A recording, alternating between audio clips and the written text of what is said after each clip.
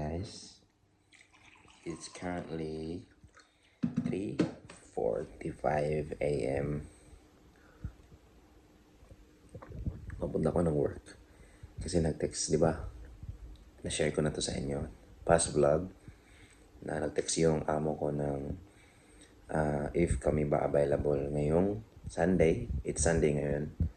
Kung pwede ba kaming magtrabaho ng 4 to 4. So I said yes, I'm in. So dito ako ngayon. Nag-i-intro. So yeah. Inom ako ng tubig tapos alis na tayo guys. Madaling pa. So see you at work. 5:30 ng madaling araw. Ihilang saglit. Grabe guys. Kami lang tatlo dito ni Kuya Carlos tsaka yung si John. John din yung pangalan ng isang kasama. Ewan ko lang kung may mga cash job ngayon sa assembly. Ihilang ako.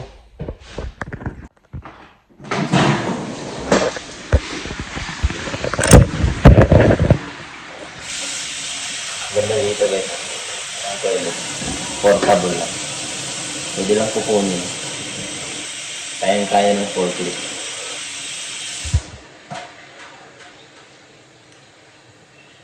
Toilet lang. Balik na naman sa work. Pero okay lang naman yung work guys kasi pa-music lang. Tapos chill lang. Yung nakapagod lang yung 12 hours 10 to 12 hours ka nakatayo. Diba? Papahinga ka ng 30 minutes dyan. Ganun lang yung nakapagod pero okay lang. Sarap ng trabaho. Laki pa sahod, di ba? Tayo. Dilim dito.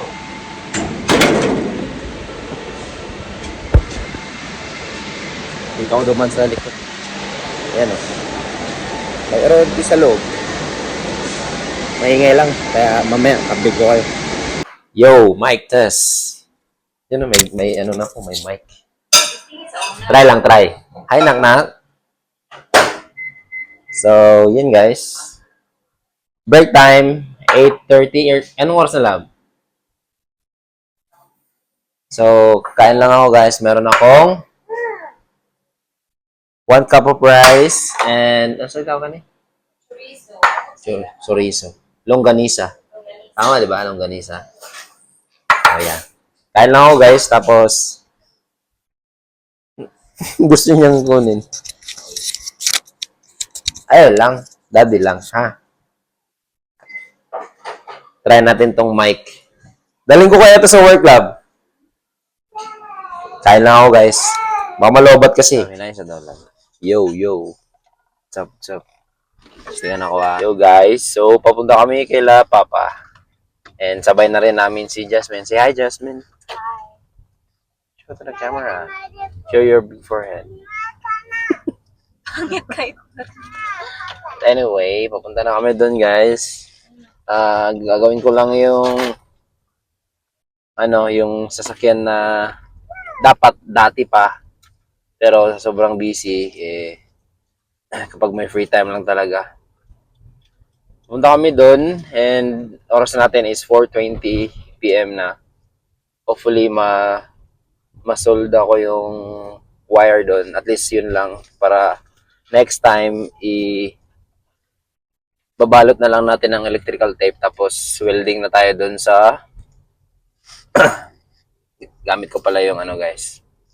Tawagan nila? Microphone yung isa. Basta wireless microphone. So, hopefully walang mga extra noise. Normally lang pag nagba-vlog ako, kapag nagba-vlog ako dito sa car, ino-off ko yung aircon kasi yung hangin ng aircon na adapt ng video. So, hopefully okay siya. So, yeah. Update na lang later, guys.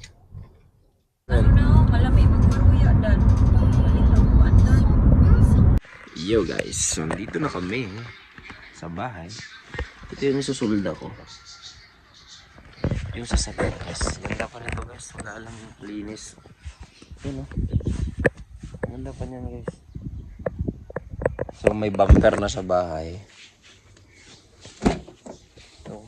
Ito yung loob niya. Basta maganda pa to guys. Pakita ko sa inyo next time kapag fully ano na siya. Fully restored na siya. Kasi talagang ano pa eh. Hindi pa to siya ready. So yeah. Soldahin ko lang to guys. Soldering. Araw, dagan. Dami dito guys. Oh. Daming gamit. Sakyan oh. Doon pa. Ayan. Ayan. Meron na. May ano dito. Ayan, may talbos ng kamote. Ayan. Ayan guys oh. Dito nagkahasa si Papa ng kanyang kutsilyo.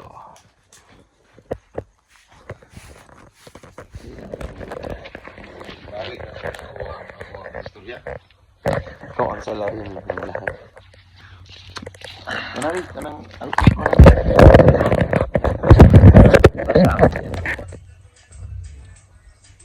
Kanya ako ang sundahon. Kung wala nakita mo ang sundahon nun.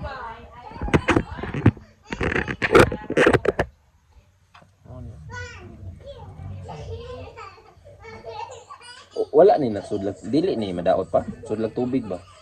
Basi ka na. Subukan natin to. Hey guys. So lahat ng naka-gray na electrical tape ay nasolda ko na. Ang mali ko lang, hindi ko tinesting yung mga wire. Lalagyan ko sana ng bulb kung gagana ba siya. Kasi kung hindi siya gagana, ibig sabihin, unsuccessful yung solda natin. Pero, gagawin ko lang. Kasi wala pa kasi itong battery guys eh. Yung battery nito is, ano na siya. Although naka-green. Green pa siya. Pero, ibig sabihin yan, dapat, ano pa yan eh, okay pa.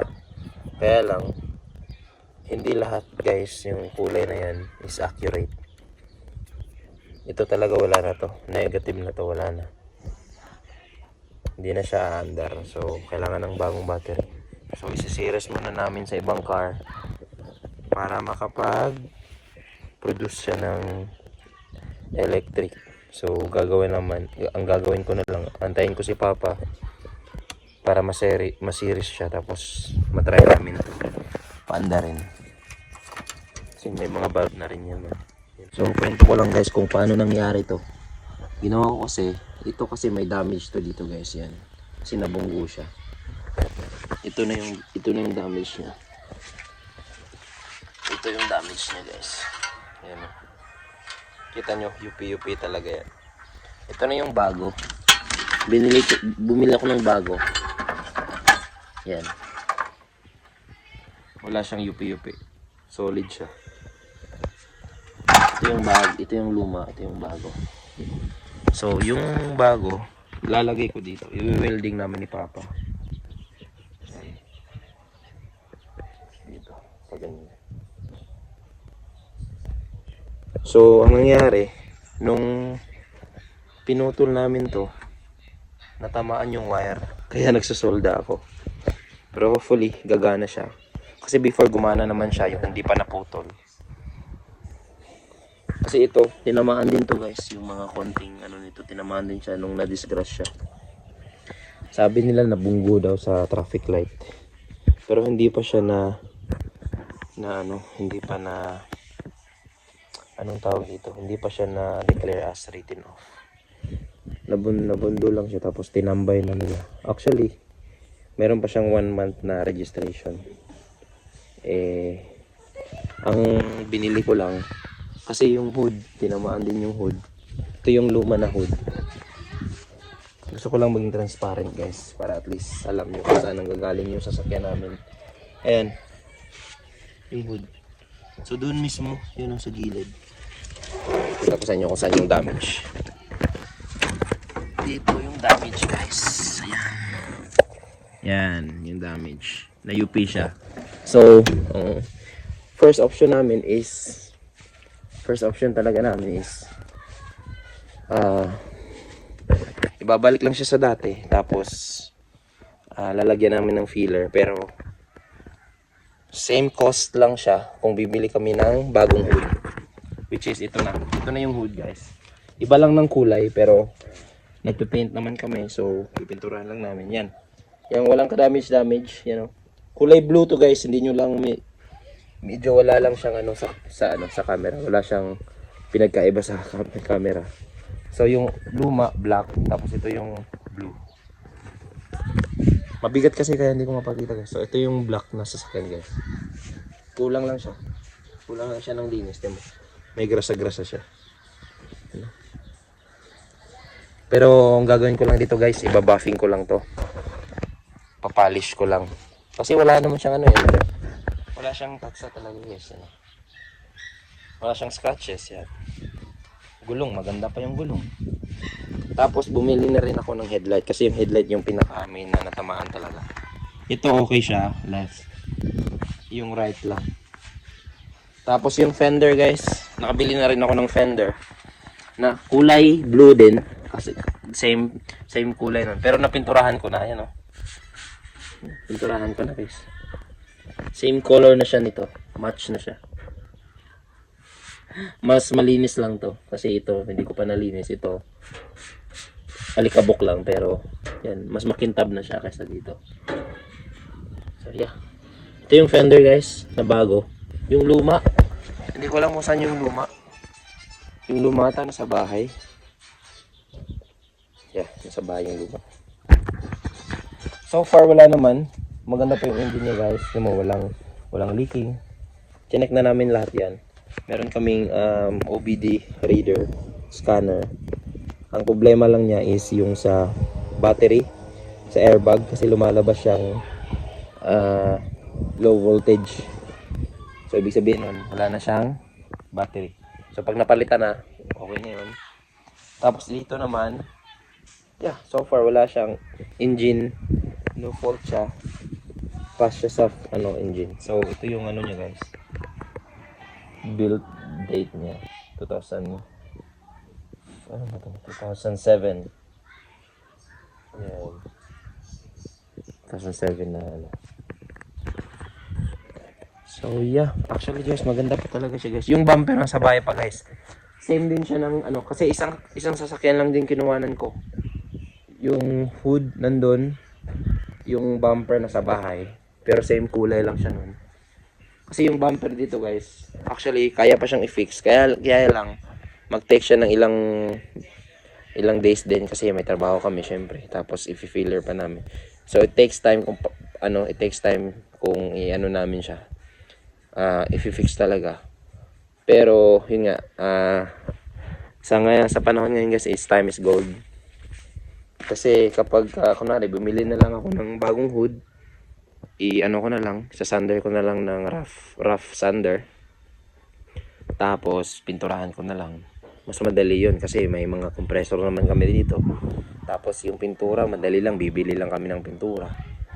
Kasi meron naman kaming mabibilan dito na same pintura, tapos code lang, bibigay lang namin yung color code ng sasakyan. So makukuha na nila yung exact same color ng sasakyan. So yeah, yun yung sasakyan, guys. And ito yung tapos na to. Linis na ito sa loob, guys. Ito yung Mitsubishi. Ang takbo nito, guys, 123 pa. Ang ganda pa nito sa loob, promise. Yan, ang ganda pa ng upuan. Ito din, nalinis na to ni Papa. Galing. Ang takbo niya, guys, 123. Odometer 123,097. Sobrang bata pa nito, guys. Kaya lang V6 siya. Mas mahal siya sa registration, siguro mga $80 more yung registration niya. Pero 6 months naman yun or 1 year. Tapos ang problema lang ito sa taas. Nag-fade na yung roof niya. Pero other than that, ito okay pa. Yung door lang medyo mayroon na door dito sa mga trim niya malapit.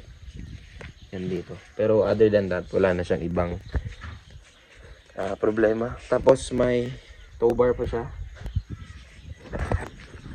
So yeah.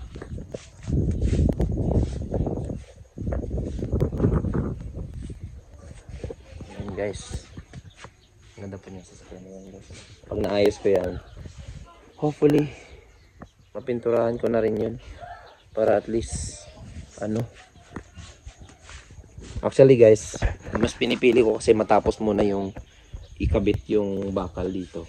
Para pag nakabit ko na yung hood, yung fender, and yung headlight, tsaka yung bumper, dito na ako magpipaint. Kasi mahirap guys kapag ka nakatanggal yung bumper kasi walang mag-hold. Gumagalaw siya at mahirap mag-sander para pinturahan. So at least kapag ka nakakabit na siya dito sa sasakyan, madali ko na lang siyang ilagay. Madali ko na lang siyang pinturahan. So yeah. Yun guys, update na lang later guys.